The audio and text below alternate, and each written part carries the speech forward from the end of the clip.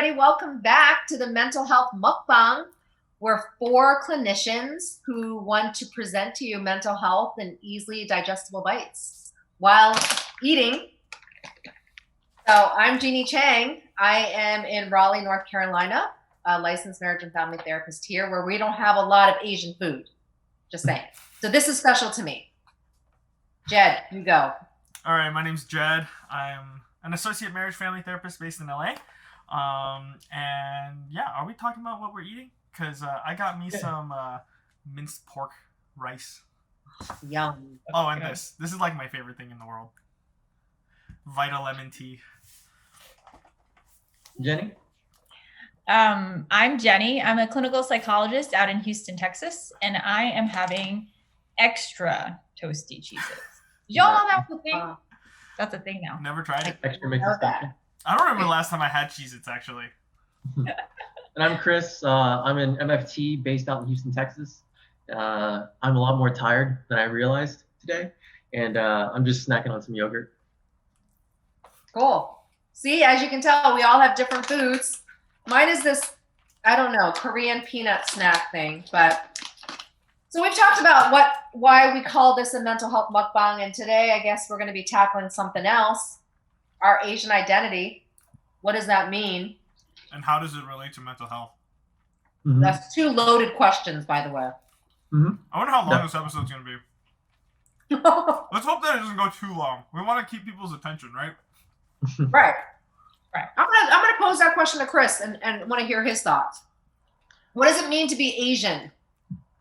So I actually just shared a story in a bunch of the subtle Asian groups, which I guess you probably haven't seen. Did you manage to see it, Jenny? Yes. It had a lot to do with my struggle with my Asian identity. I grew up in Ohio in the Midwest, and we started off poor in like predominantly black neighborhood. I didn't really get to see my parents much. Like you use the term latchkey kids, right? Because my mom was always studying. There was a period of time where my dad worked 7 days a week, double shifts for a year and a half straight, right? So I only got to see him during like the odd lunch. After that, when my parents broke their way into the middle class, we moved into like a not poor, but just a real small like white farming town, right? And I remember not understanding the concept of race, really. There wasn't a whole lot of Asians around me outside of my family. And I remember realizing that people would point out that I was different, but I didn't understand why I was different, right? In third grade, I had a teacher who adored me and was always like, I just want to let you know that I specifically wanted to take you in and teach you, right? I had no idea why. And she just kept saying, like, do you understand why? I was like, I have no idea, lady, She was super sweet. She actually stayed teaching at that school just long enough so she could take my sisters in too, who are 10 and 11 years younger than me, right? And it was because now that I look back on it, I understand now that it was a deeply racist time and community, and she just kind of wanted to protect from that, right? Middle school was when I remember like actually starting to get like slurs and things like that thrown at me. We hate your people. We don't like your kind. And again, me even kind of just being like, I don't really understand what's different about me, right? I grew up here just same as y'all. And I think it really started to affect me late in my middle school years and early high school years.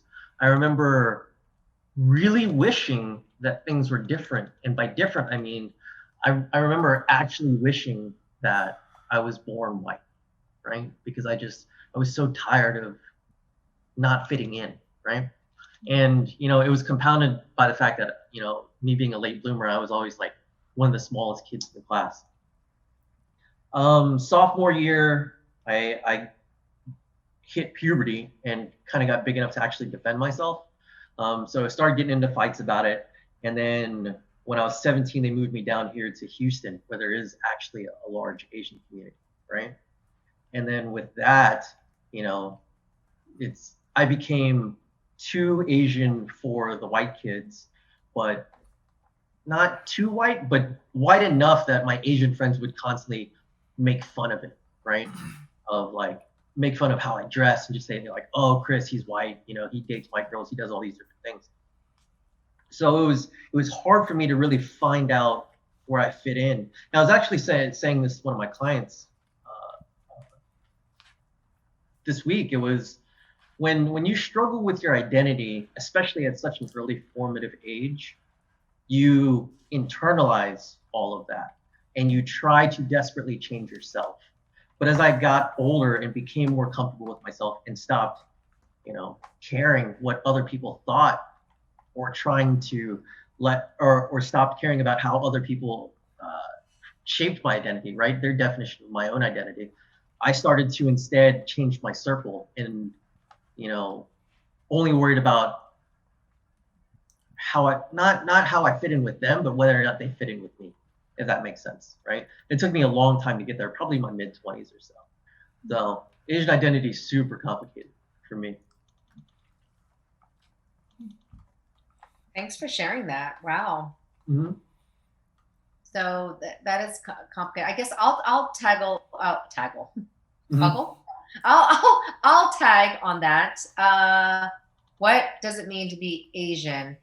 I will say, in my journey, I call it an identity journey because I feel like I've reached different stages, and without making myself so old, I feel like just the age I'm at now, Mm-hmm. I am finally in a good place with my identity of being Asian American.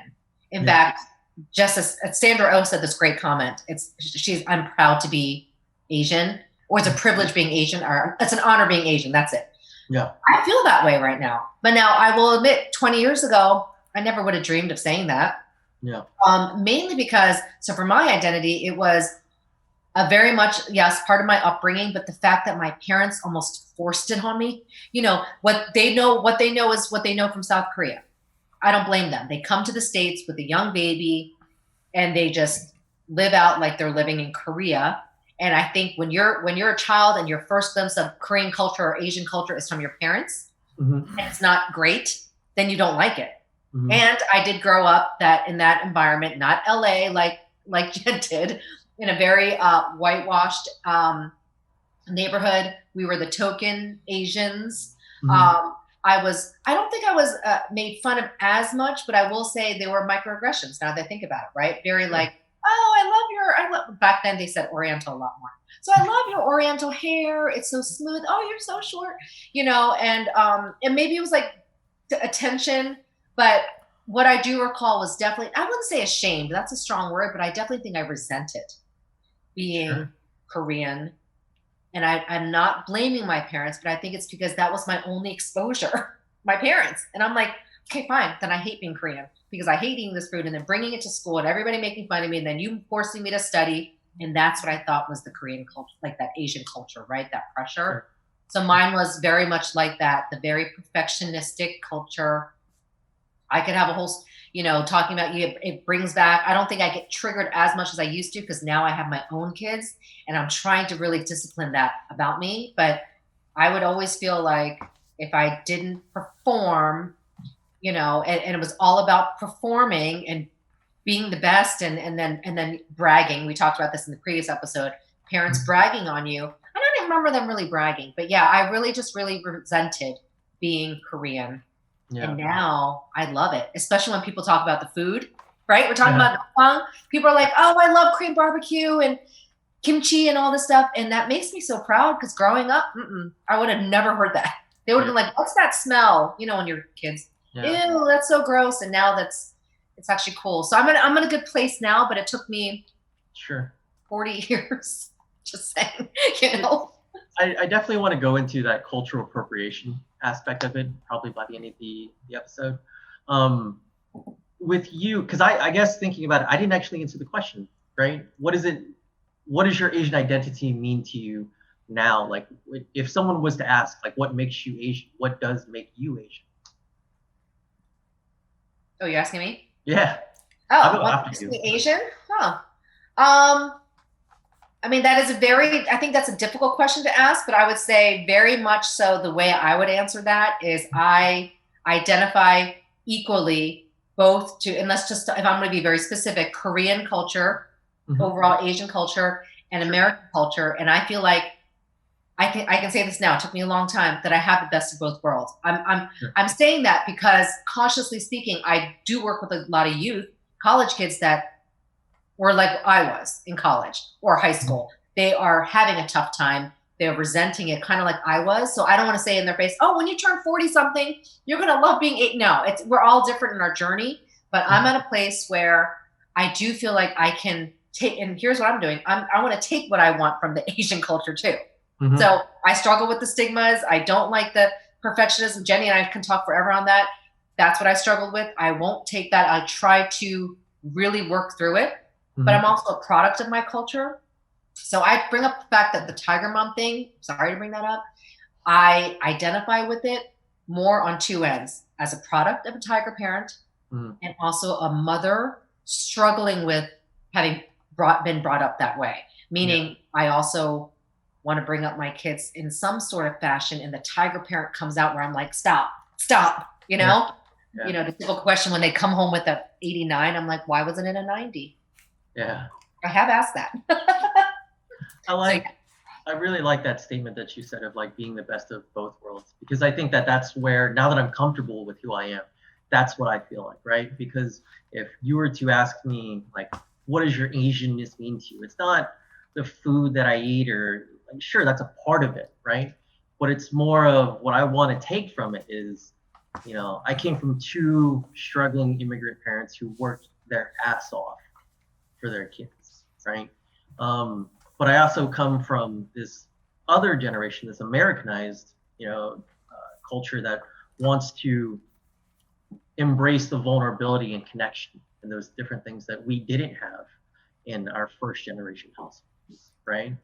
So yeah, it's, you know, it's we're kind of forming our own new identities, and I don't think that's a bad thing necessarily, right? Funny anecdote. What bugs me, what I hate the most growing up and going through like school in my later years was being the token. Like, you are now the voice for all Asians, you know, when white people ask and they're like, explain this to me. Funny story, I don't know if we can even use it for the podcast, was that the word Oriental, that archaic word. I had a college class, and it was a terrible class. It was IO Psych, I think. And he kept using like really old companies like Bell South and stuff like that don't even exist anymore as his examples. And he used the word Oriental. And I'm literally like kind of zoning out, napping in class. And someone raised their hand and was like, hey, like, I don't think you can use that word. And he was like, what word? Oriental.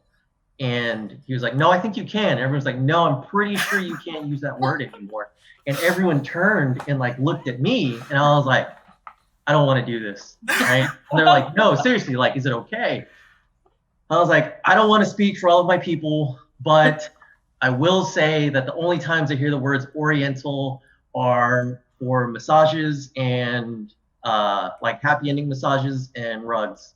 So no, probably not for me.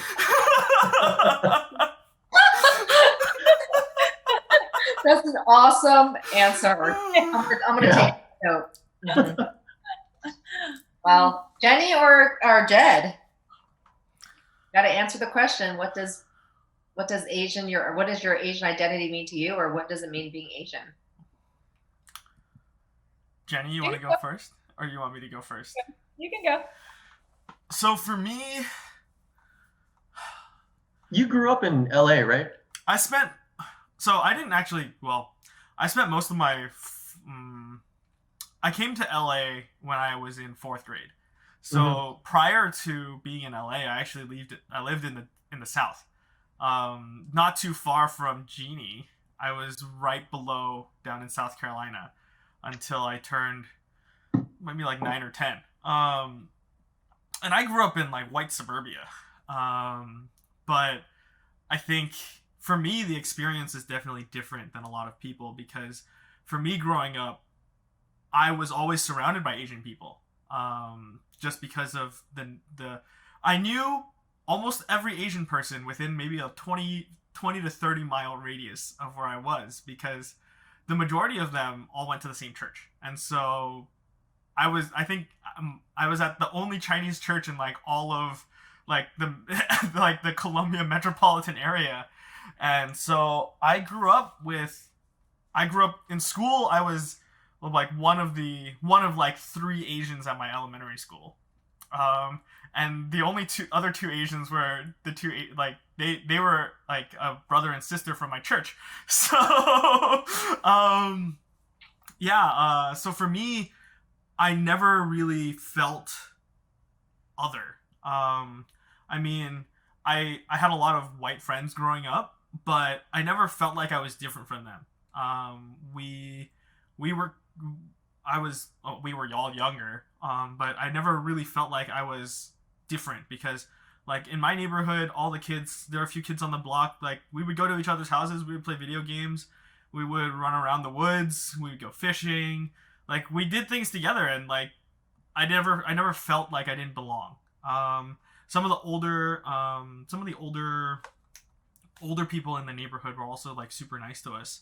I learned how to do woodworking from one of our neighbors. I learned how to build a deck before I turned 10 from one of my other neighbors, and they taught me a lot of stuff that I carry with me. And I never really experienced racism in that sense. And so for me, like I've always had a very secure attachment to who I was as an Asian person. Being Asian is just who I was, because my first language was Mandarin. Even though my parents speak Cantonese at home, just because I spent so much time with like church aunties and most of them spoke Mandarin, and I picked up Mandarin first, and my parents were like, oh, okay, that's cool. And then So you speak both though? I speak a little bit of Mandarin. I kind of lost a little bit. I lost a lot of it because coming to LA, we actually found ourselves in more of like a Cantonese circle, and so I picked up Cantonese more so after we moved to LA than I did when I was back over there. And so like if I had to give like an order of languages, it was like Mandarin, English, Cantonese. But now I'm more fluent in Cantonese than I am in Mandarin.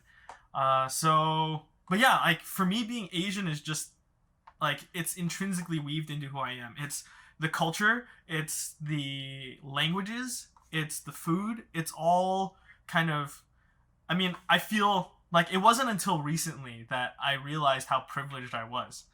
That not every Asian because every Asian that I knew for the most part had a similar experience, because being over there, we all were in the same community, right? We saw each other all the time. We had friends, and being here in LA, like my elementary school / middle school / high school was what, like 70% Asian. We were always the majority, so I always felt included and whole. And so for me, like it wasn't until I started until like the advent of social media that I started to realize, like, hey, like there are these other things kind of going on, and started hearing stories outside of my own experiences, that I start to realize, hey, like my experience is not the average Asian American experience. For me to be so connected to my culture because of the way that I grew up, and to kind of really be able to integrate and be bicultural has been a real privilege. And I really appreciate that. Like I can appreciate, I don't know, like I can appreciate what's something that like people don't like fish sauce or something. Like I love fish sauce.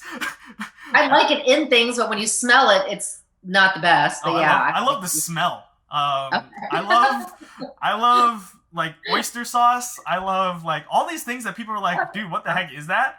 I grew up enjoying, and I am a very, I guess, I'm a very sensory person. So like tastes and like smells really like evoke like vivid like emotions and stuff. And so like when it comes to food, right? Food is really part of my Asian identity, because especially Canto food. Like this right here is like the most quintessential Hong Kong thing ever. And so yeah, for me, Asian identity is just part of who I am. I've never had to really reconcile the two parts of me. It's just who I was, and my parents were always So how did you feel if you were always insecure in your Asian identity, right? How do you feel now that we're heading this group, the Subtle Asian Mental Health, and seeing so many people insecure in their Asian identity? Part of it, like, it was heartbreaking for me to hear like these experiences that people were having. I'm like, and I think part of it is like, it's so sad to have part of who you are. Like a lot of people understand that it's part of who they are, right? But they don't want it to be a part of who they are because of how it makes them feel. And that makes me like, that made me very sad when I first started hearing about these stories in Subtle Asian Mental Health. And it took me a long time to really come to terms with that and really like wrestle with it myself, to be like, I need to really work on my own like understanding and compassion when it comes to trying to, because for me, like, I'm gonna be upfront about my biases. Like, I mean, I'm all for integration and like really coming into who you are. I feel like it's so sad to have a part of who you intrinsically are be invalidated. And as a therapist, like, that's something that I have to work through with a lot of my clients too. As somebody who works with a lot of Asian second generation Asians, and like even like Asians who immigrate here, and the acculturation and all of that, like just helping people to like, if we're going to relate it back to mental health, it's creating a whole identity, right? Instead of being fragmented. And so, yeah, for me, it was hard and it was eye-opening, and it's like, I would love to take the time to talk people through each one of their struggles, but I don't have the I don't have the like emotional energy to invest into all of these posts. And so that's what this mukbang's about. Yeah. And that's what this is about, like being able to kind of talk about that. And like, I don't think I've ever said that like publicly in the group, but like my hope is that like these people would be able to find this place to talk about it and find people who have had similar experiences, because I can't speak to that experience because I have never experienced it. But there's so many other people in the group who have experienced it and have worked through it, like you and Chris, and well, we have yet to hear what Jenny's experience is. I'm waiting from Jenny. But yeah, that's, for me, that's what Asian identity and how like it relates to mental health. I think as I've kind of been more exposed to it, it's so sad to have to like compartmentalize a part of who you are. And I mean, I know there are people who are just like, yeah, I'm just not going to be Asian, you know, no big deal, right? I just try to blend in. But for other people, I think I guess at the end of the day, it is up to them, right? However they choose to manage their mental health and whatever makes them feel more whole as a person, it is ultimately their decision. But I'm going to say that it's so hard to kind of put that off, because no matter what you try to do to cut that thing out of your life, it's ingrained in who you are, just because of how you grew up, because I mean, your physical appearance. Like, you can try to change it as much as you want, but like, there are features that we have, and unless you're going through some like complete like makeover, like plastic surgery and everything, like, you can't change that about who you are. And so, yeah, for me, I think one of the reasons why I'm so passionate about this Asian mental health thing is to just help people to become more fully integrated, to feel like they can be who they are. And so that's what the Asian identity thing means to me. And Sure. So what about for you, Jenny?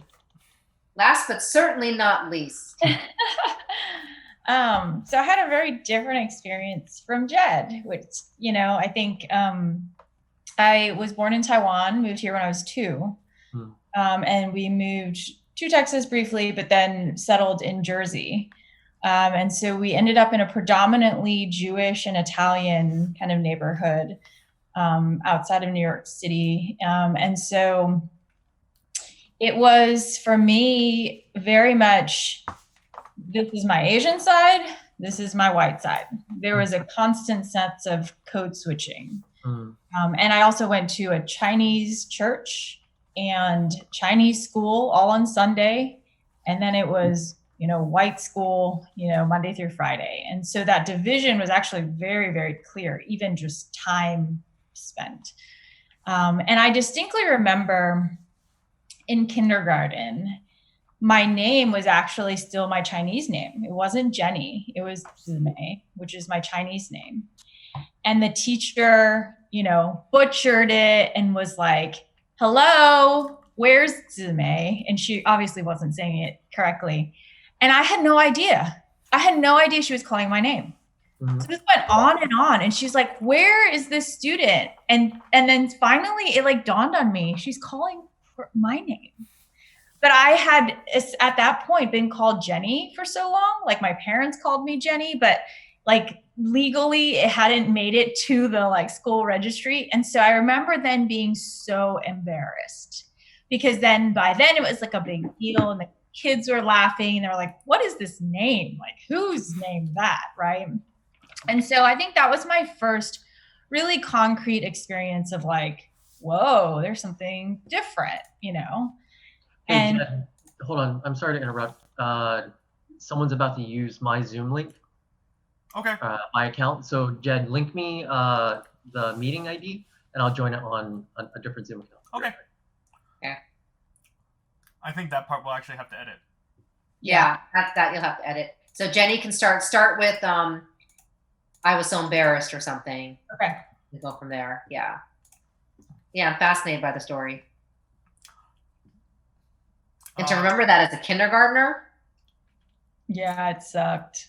We're all like sitting on the rug in that like half moon shape, and the teacher, it was music class, and the teacher's just like, hello, where's this child? And I'm just sitting there like talking to friends. Like, I have no idea what she's talking about, Oh gosh, yeah.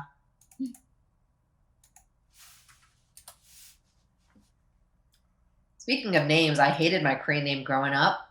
It's Eugene, but it would be butchered like Eugene, and my birth name was actually Jeanie. My parents were progressive but did put Jeanie, Eugene, and my last name is Faye. But now I don't use it. But if you notice, it's on my license actually. I put Jeanie Y.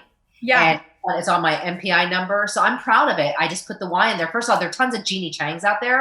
Right. So I had to purposely put the Y in, but it's in all my stuff and on my license, which I think is, and now Jeanie Eugene Chang's on my degrees. I think that's a big deal that I was actually okay with it. But growing up, I was like, no, my name's Jeanie. They're like, well, it says Eugene, and white people.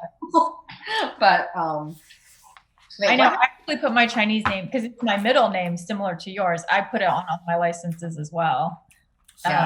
Because it's part of you. I mean, now we're more proud of who we are, right? But I was gonna say, Jed, to your, I understand the youth, their journey. It's because I relate, because I remember feeling that too. And I don't say it sound condescending, but I can say this because I'm older to them, and I'll say, this is where you're at, so let's just accept where you're at. Because I can't say, yeah, you know what? In 20 years here, you're gonna be here. They don't think like that. So they're sitting there going, I can't talk to my parents. I don't like being Chinese, but that's all I say. I'm going, okay, so that's okay. That's where you're at. And, and then I just talk about like, what is your identity? And they're like, well, I know I'm Chinese American, but I have more white friends. I'm like, that's fine. Because that's how I was. I was thinking, what would an adult should have said to me when I was hating on being Korean, and by the way, even is it like this in the Chinese culture where you're either too whitewashed to be Chinese? Like people are like, some of the Koreans would be like, you're kind of like white Korean. I mean, and then they would insult me, like my own Korean people. I don't know if you ever got that, but I did. I think in a sense, I never really had to because I did so well at blending. Like I've always been like a people person. And so even if I was a little bit like, even if my Chinese wasn't that great, I would try.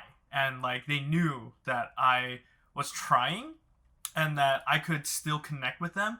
And I'm a lighthearted person, right? So as long as I take a lot of things in stride. So even if I had experienced microaggressions growing up, I never just I just brushed them off. Like they just kind of like, because I was secure in who I was, they were just kind of like, okay, these people are just ignorant, whatever, and then just kind of move on. You had a really good support system around you. It sounds like. What happened to Chris? I don't know. I have my other stuff muted. He came in, and then he just and then dropped off again. Yeah, because I do have to wrap up like soon because we're hitting 5 o'clock. Yeah, I don't want to wrap up. I mean, I don't want Jeanie to rush her story. You should text him and see what's going on.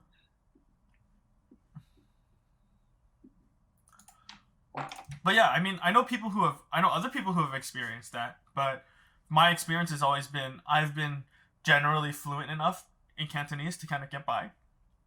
And otherwise I just pretend enough to kind of pick up enough to understand. Like my understanding is pretty solid, so I can hear most of it and I can process it.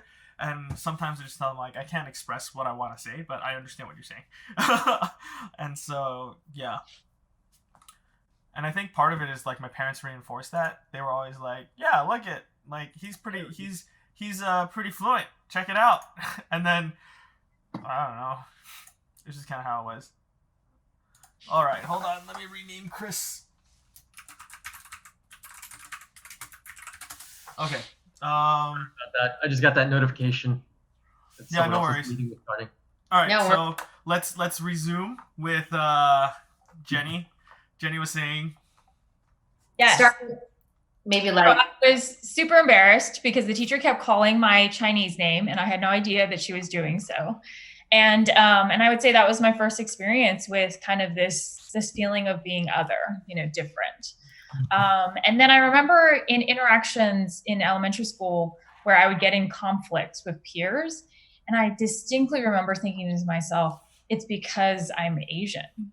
It's because I'm different. And my friends were all not Asian in my school. And so at some point already by 5th grade, I had internalized this idea that there's something wrong with me because I was Asian, and these conflicts were due to that. And that probably wasn't true because kids just fight and, get in conflict anyway. But that was how I started forming that narrative. As I moved into into high school, stayed in the same school system the entire time, I, on the weekends, was with my Asian friends, at church and Chinese school, and then was, with my white friends in, school or academic school. And basically was like, I'm going to be as non-Asian as possible. So quit the violin, quit piano, started playing guitar, refused to play tennis, even though my dad played tennis for a long time. I played lacrosse and field hockey. I mean, the most whitewashed sports you can imagine. Polo. Yeah. And also what was really unusual was I was Asian, but really excelled in athletics. And so I remember these stories where, at the end of every season, there was like award ceremonies and, whatever. And my mom remembers, because my dad often wasn't there, my mom always came and sat by herself. And that still, I'm getting emotional even now, still kills me to this day. Because my involvement in those activities put her in a situation where she had to experience the otherness as well. I think had I chosen to be in orchestra, right? Had I chosen to be in traditionally Asian activities, I think it might have shielded her from some of that. But, and she always showed up. But it was very painful for her as well. See that, that comes right back, And so, Says a lot about your mom. Yes. I mean, she was amazing. I think how, being a working mom at the time, she could never come to a lot of the games, but showed up for these things, and people would be like, oh, your daughter is so great at this and this and that. And she'd just be like, thanks. But she felt so different, such an outsider in these events. And I think that was part of that narrative too, of how painful it was. for her and for me in the process. And then oddly, I ended up coming to Texas for undergrad and was like, holy cow, there are a lot of Asians in Texas. So much so that there were student organizations and there were all these things that I had never really experienced. And so I almost felt like because there were so many Asians and I was Asian, it was like people were just like, come be with the Asians for once. And it was weird, right? And even when I tried to almost engage in non-Asian organizations and things, it just never, like, it was like, it didn't stick. I don't know why.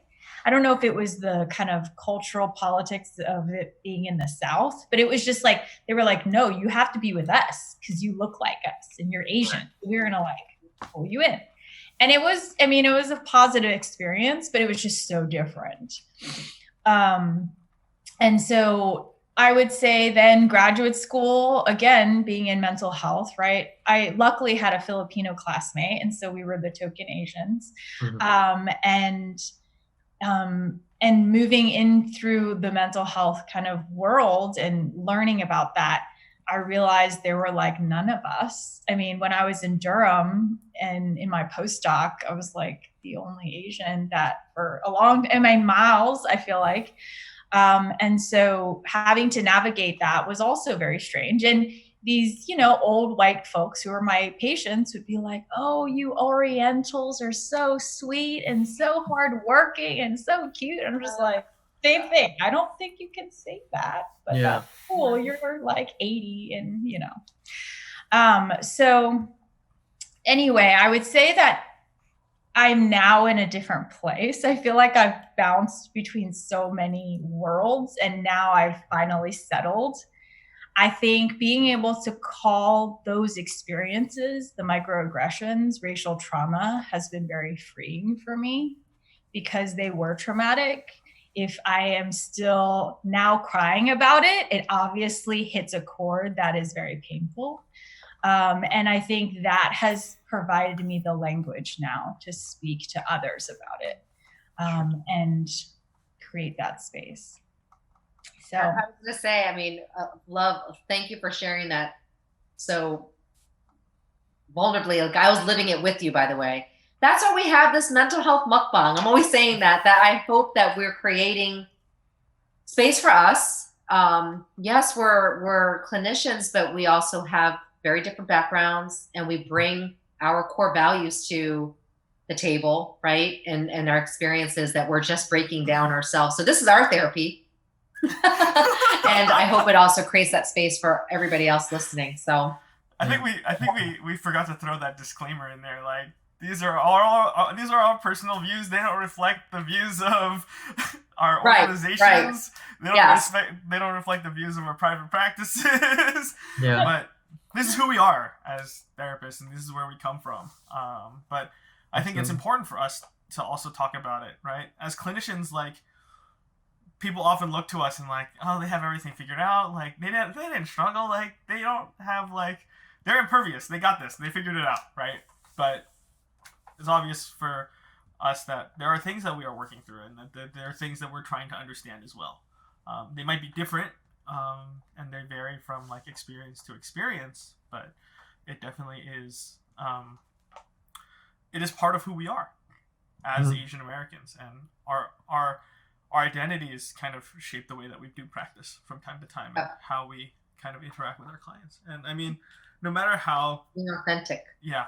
Right. And no matter how much we try to, like, distance sometimes in therapy to try to, like, frame it back to our clients, it is hard to kind of maintain that. And because sometimes stories really strike a chord with us and they affect us in different ways. And as we kind of work through it, we are at the same time kind of trying to understand our clients. But I think one of the great things about being a therapist is I feel like I live so many lives.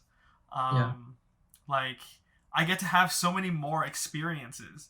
I get to live the lives of different people and really understand that. And I feel like that enriches my own personal perspective of the world. And I really appreciate, like, I genuinely tell my clients, like, I appreciate you letting me into your life and letting me experience what you experienced, because it helps you to see things differently. And you can't type things like that because it pops up in my screen and it gets recorded. Well, I do think we should make a statement about how, and maybe we need another episode, but how does this identity affect mental health? Mm-hmm. Yeah. And if we could all answer in like a couple sentences, I think that's important because that's why we're even talking about. That's right. Yeah. Thank you for that. Jenny, you can lead then. Hold on. So some parts are gonna have to get edited out of that because like there were just pop-ups all over the place, and I was like, Yeah, we can edit it. I think for me, being a minority for one, right, and then being Asian American, I guess that's from my experience. I feel like it heavily colors everything about our mental health, ranging from identities to family dynamics, to how we relate to people, to society at large. I don't see a way in which it does not permeate. And even if you are highly integrated, you're super proud of being Asian, you love it, all the way to you're running away from your culture and you don't want anything to do with it, it's still permeating all of those aspects. And I think for so long, psychology and mental health has said, oh, we just need to make sure we're aware. Mm-hmm. It's not enough to be aware. I really think we need to see how that, like Chris had said, or Jed had said, it's interwoven into everything we live. And I don't think that we can do mental health well with people of color unless we are highly curious and really just wanting to understand how that piece fits into the puzzle. Mm-hmm. I just don't think we can separate. Said. Chris, looks like you were going to say something. Well, a few things, I guess. First, have you ever heard of the word sonder?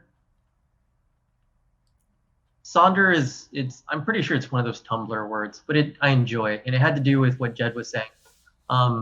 Life is so short, right? And sonder I pulled it up, it's the realization that each random passerby is living a life as vivid and complex as your own, populated with their own ambitions, friends, routines, worries, and inherited craziness.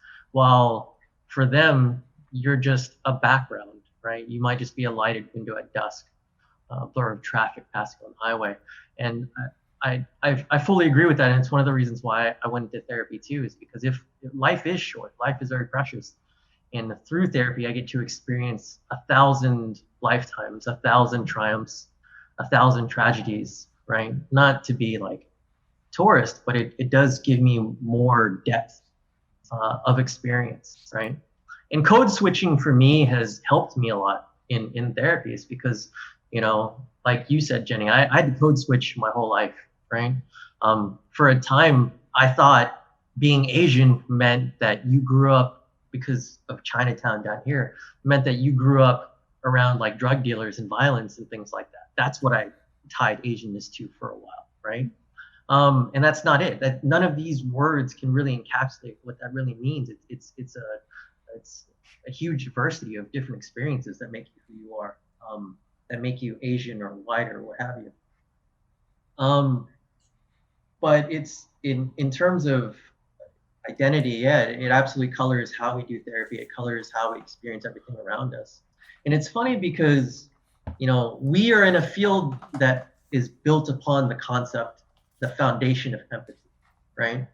But we still see therapists who are not culturally competent. I think we talked about it in the first episode of how cultural competence is really just empathy and asking what an experience means for you, right? It's like, what is it? Dreams, like interpreting dreams. That's such an odd concept to me, to say like a snake means this. Well, what if in your culture a snake is revered, right? And then it wouldn't be a negative thing. You really have to ask what it means for that person. I went to a AMFT like meeting here. That's just like the MFT little where we talk about different things and get our CEUs, our credits, and things like that. And I remember the first day I went, they asked me if I'd signed up, and I went and I paid, and there was one other Asian girl who was one of the receptionists or whatever, right? And the therapist, this woman who had 15, 20 years of experience was like, oh, do you two know each other? I was like, no, it's my first time here. He's like, so did you go to school together? And we were both looking, she's like, no, like, what are you talking about? It's like, so how do you know each other? I'm like, I just told you 3 times that I don't know this woman. Like, what are you doing? It was just weird, you know? And that hurts, because if you can't identify, if you can't be aware on something like that minor of a social interaction, how can you possibly get to know me in my most vulnerable states, right? Yeah, obviously it's a loaded question. I know we're ending with it. I guess I'll just be brief about how I echo both of you. Our identity, I just feel like it's almost equivalent of our mental health. Who you are, it's all rooted in your core values, how you live your life. And I think that is why mental health, you said the word permeated throughout our upbringing. We've all shared a little bit of our I want to say just snippets of our upbringing, right? I just shared a little snippet. But for me, with being Asian, my identity to mental health is simply I was not able to talk about how I was doing. And so I want to say it was a huge effect on my mental health, my Asian identity. The culture came first. And that is why I resented the culture, you know, and I don't want that. So core values of, I always ask, what are your core values? Some people say different things, you know, some people say financial stability, spirituality, family. That's one of the things it comes up a lot in conversations of, what do you believe in? What's rooting you? That's your identity. And if you don't know that and you're walking through life struggling, your identity, whatever that is, that does a number on your health, right? Your emotional health. So that's, and why my mental health took a hit quite a bit growing up, where I just recall stress after stress after stress in a different way to be the perfect A student. And I wasn't, right? And I would struggle not feeling good enough. I want to say that I want to address, my thing is, there's so much stigma in our culture that that's why I feel like they are permeating there. If you can't even talk about certain things like emotions or what we've all discussed in just your family. I mean, Jeanie, you got really emotional, right? I mean, right there, that experience alone talks about what that has meant to you. You brought up racial trauma. So, I mean, mental health and our identity are just like almost parallel process. And cultural competence, we talked about this. I hate that word. Yeah.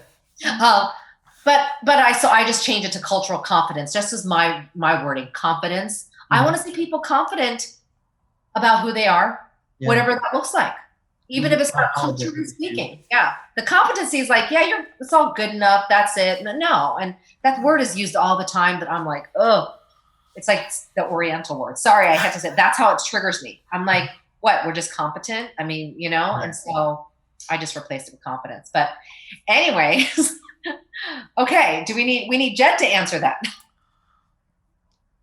We've gone in so many different directions. I totally forgot what the question was. Mental health and identity, Asian identity. Yeah. The relatability, the intersect. That's what I'd call the intersect. Yeah, the intersect. I think it is. Like you said, it is this interwoven kind of piece, because how we see ourselves and who we feel like we are is it colors the way that we perceive the world. I'm very much in the sense, like, for me, I think that there are things that we should and shouldn't let define who we are, right? And I think that there are parts that we just can't escape. And I think that Asian identity is just part of who we are, that we cannot really escape from, because society and the world will always remind us. And so how we understand and reconcile that really impacts the way that we see everything, right? So just in, like, if we talk about our own comparative experiences here, right? For me, I see things very differently just because of the way that I grew up and the way that I understand my identity, right? And so for me, like, mental health is just this, for me, like, I feel like I've been able to maintain a good balance just because of my like what I've determined to be my core identities. I've spent the time to kind of work through them and reconcile them and make sure that they align in a way that reduces the cognitive dissonance that I would have otherwise experienced. And sometimes you get experiences that don't fit neatly within your worldview or within your understanding. And that's kind of what I shared earlier, in like seeing that the world is bigger and being able to integrate that into your understanding. Like for me, like, it was hard, but it brought to light my own limitations in understanding. And for me, one of the things that I value is understanding. And so in order for me to reconcile that, and in terms of my Asian experience being different than other Asians' experiences, and understanding the fact that all of our different experiences create a collective we have a collective understanding of those experiences because we share certain cultural values, right? So I can relate to you even if my experience wasn't exactly the same. Mm-hmm. But the things that you talk about, I understand them because I've also experienced them, but I've processed them differently. And I think that processing piece is what is really important in mental health. And that's what I see myself as a therapist, right? I am the filter for your story, that you can kind of throw your story at me, and then I will let you know, I will try to like throw it back at you, but kind of like a strainer. We separate all the pieces out, and then I let you look at them distinguished, like separated, and then we can figure out how to put them back together. Kind of like when you're like, kind of, what's a good analogy? I don't know. Let's use like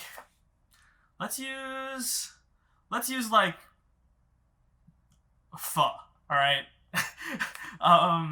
In the process of bringing all the spices in, right, and kind of you can't really separate all of them out once it's put into the broth, right?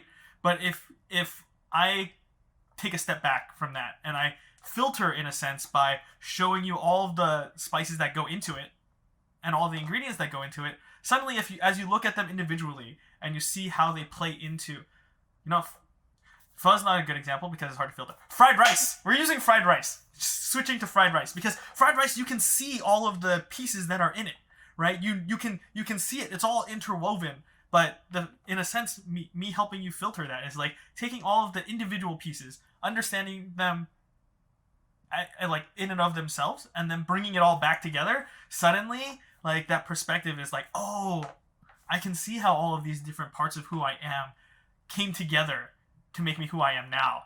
And how can I maybe take a step back and like change some of the ingredients that I want to put into this final dish, right? Because that's the amazing, like, every Asian culture has some kind of fried rice dish, and every Asian culture does it differently, right? And I think that's like the special thing about it, is that you can take salted fish, or you can take century egg, or you can take kimchi, whatever the heck it is that you want to put in there as part of like the representation of you can do. And I think as Asian Americans, we have so many more ingredients to play with. And our final mental health product is a combination of all of these experiences that we have. And as we make sense of them, we can really start to understand ourselves and reconcile our identity. And so I don't know if that really answers the question. The analogy works. Understanding the recipe so you can, finalize it, recreate it, and make it your own, right? Yeah. I think for now, it's probably all the time we have for this week. Yeah. So say your goodbyes, everyone. Joining us on the Mental Health Mukbang. Yep. Bye. Bye. That was like the most abrupt ending ever.